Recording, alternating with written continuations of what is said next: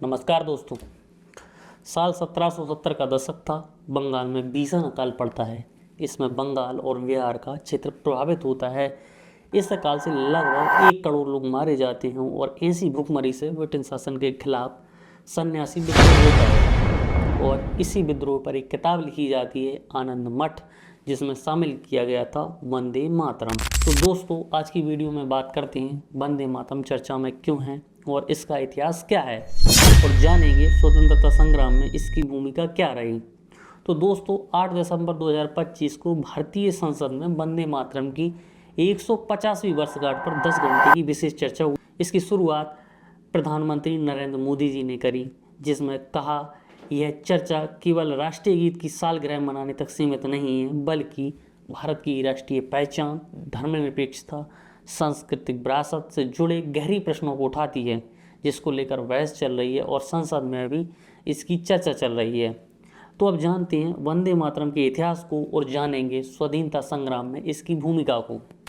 तो दोस्तों, साल 1870 और 80 के दशक में ब्रिटिश शासकों ने सरकारी समारोह में गॉड सेव द क्वीन गीत गाया जाना अनिवार्य कर दिया था। तब वहाँ के एक सरकारी अधिकारी डिप्टी कलेक्टर की पोस्ट पर पोस्टेड बंकिम चंद्र चटर्जी, उन्हें इस गायन से काफ़ी चोट पहुंचती है और इसके विकल्प के रूप में संस्कृत और बांग्ला भाषा के मिश्रण से एक गीत तैयार करते हैं, जिसका शीर्षक होता है वंदे मातरम। ब्योहार राम मनोहर सिंह, जो भारतीय संविधान के अलंकरणकर्ता थे, उन्होंने संविधान पर यह वंदे मातरम लिखा। जबकि दोस्तों, यदि बांग्ला भाषा में ध्यान दें तो इसके शीर्षक में ये वाला वंदे मातरम होता है, पर हिंदी और संस्कृत भाषा में ये वंदे शब्द सही ना होकर ये वंदे है, क्योंकि बांग्ला भाषा में वाह होता ही नहीं है। हिंदी और संस्कृत भाषा में इस वंदे मातरम का कोई अर्थ नहीं होता, जबकि इस वंदे मातरम का अर्थ होता है भारत माता की वंदना करता हूँ। तो दोस्तों, बंकिम चंद्र चटर्जी द्वारा जब यह गीत लिखा गया तब इसके केवल 2 ही पद रचे गए थे, जो संस्कृत में थे। इन पदों में केवल मातृभूमि की वंदना थी। जब साल 1882 में बांग्ला भाषा में आनंद मठ लिखा गया, तब इसे उसमें शामिल किया गया। आनंद मठ अकाल में मर रही जनता को जागृत करने के लिए हुए सन्यासी विद्रोह पर आधारित था। तो दोस्तों, उपन्यास में यह गीत भवानंद नाम का एक सन्यासी विद्रोही गाता है। इसके 2 पद वंदे मातरम सुजलाम सुफलाम मलयज शीतलाम सस्य श्यामलाम मातरम वंदे शुभ्रज्योत्स्ना पुलकितयामिनीं फुलकुसुमित द्रुमदल शोभनीं सुहासिनीं सुमधुर भासिनीं सुखदाम वरदाम मातरम वंदे। आगे के पद उपन्यास की मूल भाषा में लिखे गए थे और इसके बाद के पदों में मातृभूमि की दुर्गा के रूप में स्तुति की गई थी। और फिर साल आता है 1886। जगह थी कोलकाता और यहाँ पर हुआ था कांग्रेस का 2य अधिवेशन, जिसके मंच से कवि हेमचंद्र के द्वारा इसके कुछ पद गाए गए थे।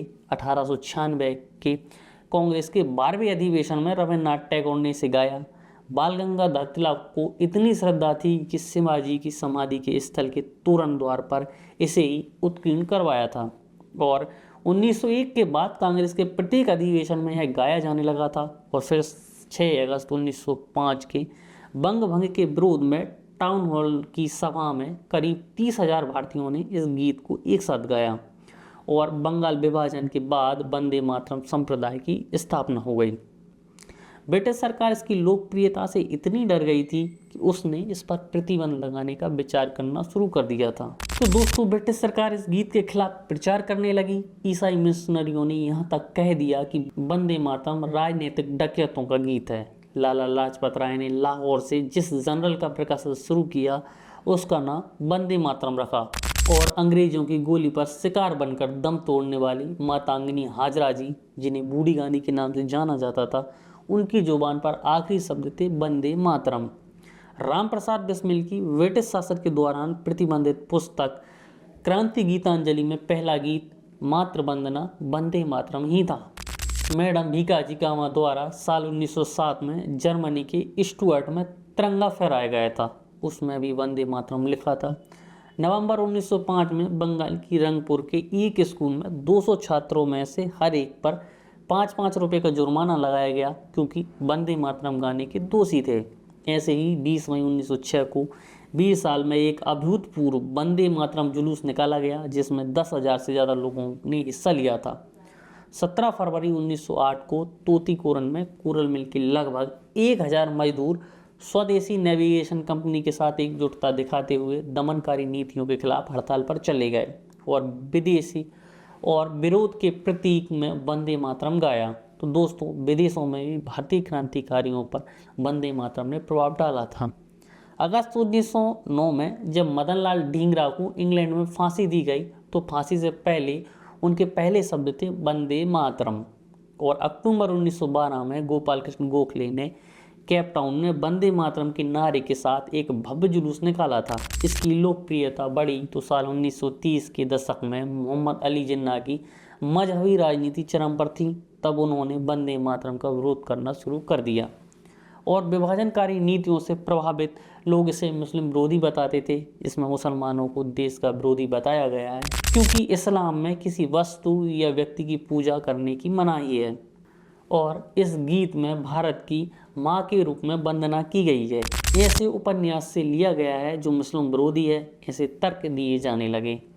अली जिन्ना ने मुसलमान के प्रति घृणा फैलाने वाला भजन कहा। जब संविधान सभा में 24 जनवरी 1950 को राष्ट्रीय गान चुना जाना था तो उस समय संविधान सभा के पास दो विकल्प थे, पहला जनगणमन और दूसरा वंदे मातरम। तो दोस्तों, इसमें नेहरू जी मंत्रिमंडल को एक नोट लिखते हैं, जनगणमन अधिक उपयुक्त है।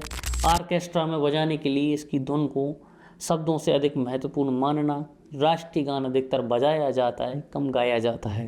भारत के साथ साथ विदेशों में भी स्वीकार और प्रभावी लगी जो जनगणमन सभी कसौटियों पर खरा उतरता है। वंदे मातरम मर्मस्पर्शी है परंतु ऑर्केस्ट्रा के लिए उपयुक्त नहीं है और धुन का फ्लो भी नहीं है। इसमें भाषा की भी समस्या रही। नेहरू जी ने लिखा, वंदे मातरम की भाषा औसतन भारतीय नहीं समझ पाता और गीत के कई भाग संस्कृतनिष्ठ हैं। राष्ट्रगान ऐसा होना चाहिए जिसमें पूरा देश आसानी से समझ सके। वंदे मातरम स्वतंत्रता संघर्ष की वेदना और लालसा को व्यक्त करता है। राष्ट्रगान संघर्ष नहीं, विजय और पूर्णता का प्रतीक होना चाहिए। 15 जून 1948 को पंडित नेहरू बीसी राय को एक पत्र लिखते हैं जिसमें लिखते हैं, यह मुस्लिम आपत्ति का प्रश्न नहीं है, वंदे मातरम वर्तमान संदर्भ में राष्ट्रगान के लिए उपयुक्त नहीं है। मैं खुद इसके कुछ शब्द नहीं समझ पाता हूँ। 25 अगस्त 1948 को संविधान सभा में वक्तव्य देते हैं कि निसंदेह वंदे मातरम सर्वोच्च राष्ट्रीय गीत है पर राष्ट्रगान अलग होना चाहिए।